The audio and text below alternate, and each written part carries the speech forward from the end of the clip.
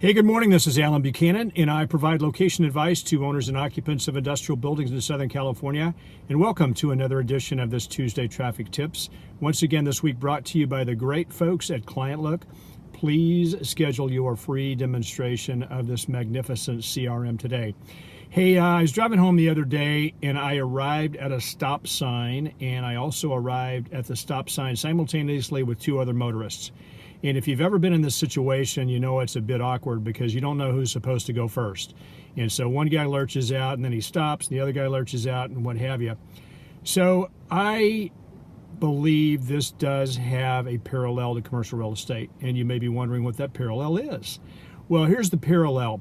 Occasionally we arrive at the doorstep of a prospect with another broker, maybe two or three other brokers. I know in our market it's very competitive, and it's not uncommon to have two or three or four brokers that are aware of a prospect or aware of a requirement.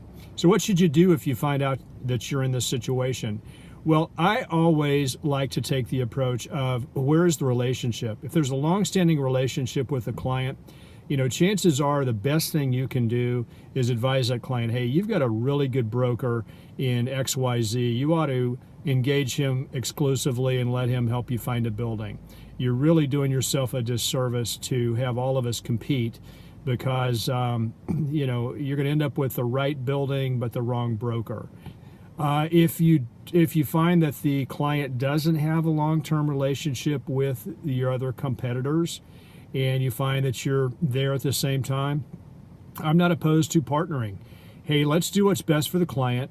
We can compete, and one of us is going to win and one of us can lose, or all three of us can win, the client and both of us. Let's represent them together. So think about this, and the next time you arrive at that stop sign, remember it is the guy to your right who gets to go first. All right, this is Alan Buchanan. Make it a great week on Tuesday Traffic Tips.